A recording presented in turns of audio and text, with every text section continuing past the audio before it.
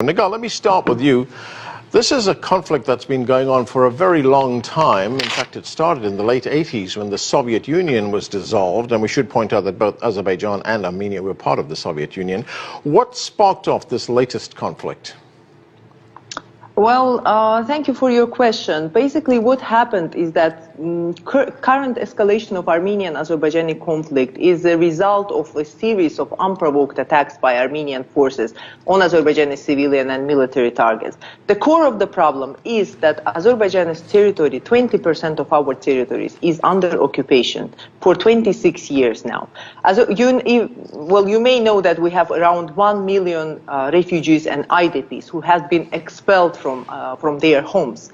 And there were negotiation process that was going on for 26 years, and Armenian occupation is very well documented. There are UN Security Council resolutions, numerous other international documents like OSCE, Council of Europe, UN, EU. They all confirm that this is the fact of occupation.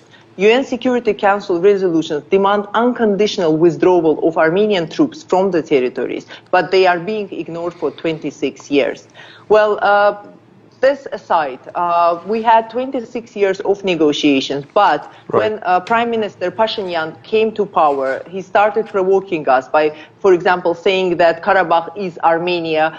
He started illegal settlement to the occupied territories, while the international community, Armenia was misusing with the explosion in Beirut and started settling Lebanese people, Lebanese with Armenian origin, to the territories. Well, Armenia basically destroyed most of our historical monuments, religious monuments. Yeah. So all kinds of provocations all these years. And last one happened in July when they started attacking Tovuz region, which is very close to our oil and gas infrastructure. And on 27th of September, another provocation. And this is the military escalation that's happening now. So I don't even know where to start. There's so much lies that are being out there already spoken.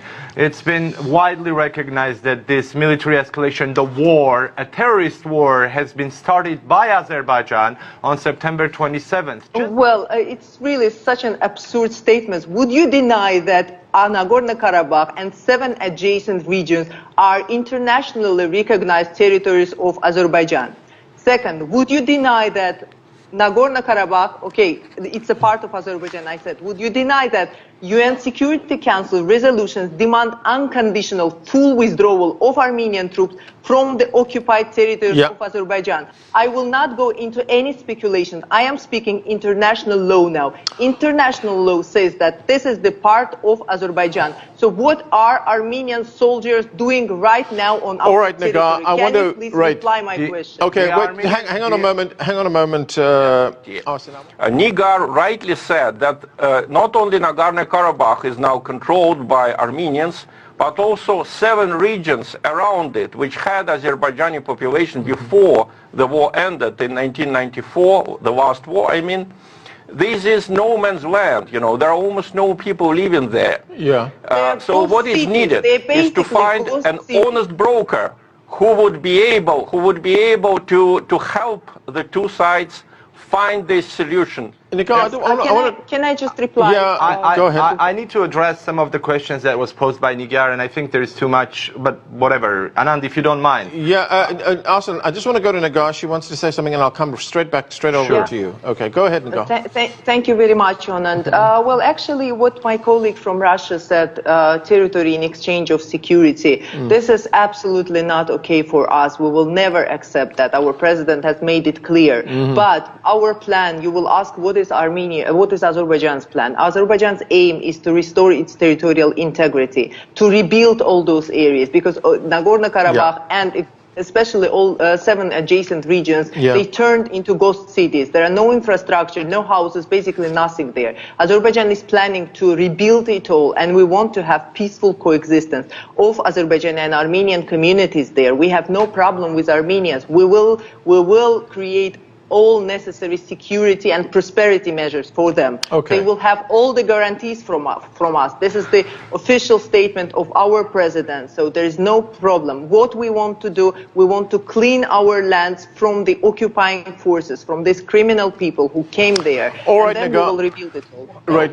Talking about the legal aspect, Nagorno-Karabakh has never been part of independent Azerbaijan. This is a fact. Would you deny that? I don't think you have any base to deny that. Number two, excuse me, when you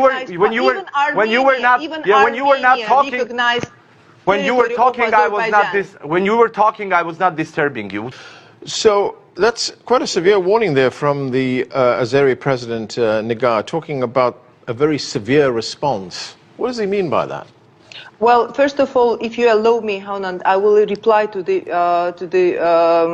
question regarding mercenaries, because most of the colleagues have said that. Yeah. Well, basically, there is not a single proof that Azerbaijan is using mercenaries. We don't need actually to use any mercenaries, because our army is much bigger than Armenian army in this situation. And our president has clearly said that if anyone has any proof, can you please show it to us? And no one ever, even the French people, the French leadership, who has said that, they didn't come up with the proof. Now, moreover, the leader of occupying forces, Harutyunyan, have just few days ago have come up with a law, has adopted a law which officially allows mercenaries to join occupying forces. They have been doing that anyway, because Radio France International have confirmed that Libyan and Syrian mercenaries have coming to the army to fight for Armenian side. But now it's already a law. You can check your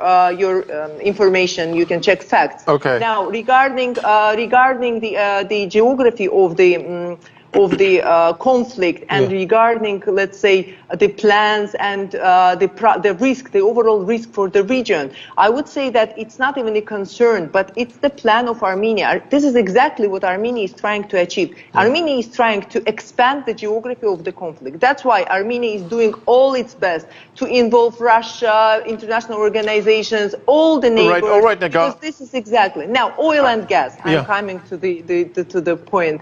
Well, yes, you've seen what our president said, because these are we have international infrastructure, including oil and gas pipelines, international railways, and all it started in July when they attacked Tovuz. It was especially that area where we have that infrastructure.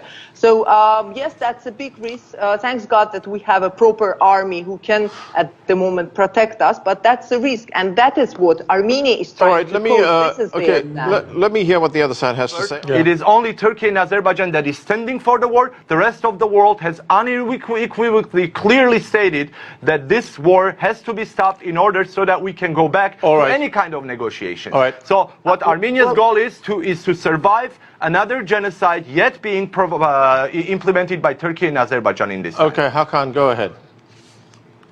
Yeah, he's just dealing with the semantics. He's not really talking about the facts.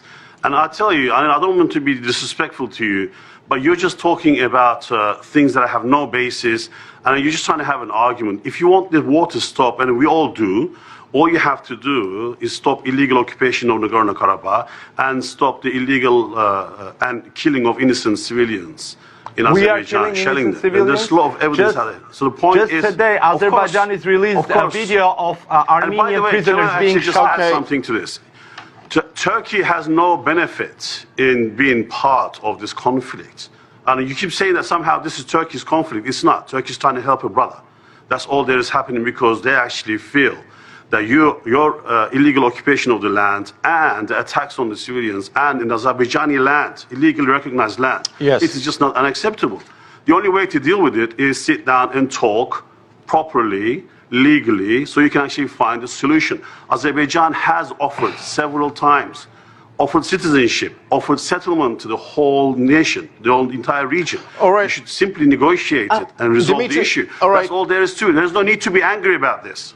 Nagar, your minute is about these negotiations. Armenia has offered negotiations, but Azerbaijan says it will enter into negotiations, but has imposed some preconditions, including the withdrawal of Armenian troops, as well as an apology from Armenia. Should Azerbaijan actually go into negotiations without any kind of preconditions? Well, we have been in negotiations for 26 years, and we are ready to return to negotiations at any minute, basically. And the framework for them is Very simple. The framework should be clear commitment and timetable from Armenian side for withdrawal of occupational forces from the occupied land and international law. We want negotiations to be aligned fully, of course, based on international law and UN charter. Now, well, that's basically it, what we want. Okay.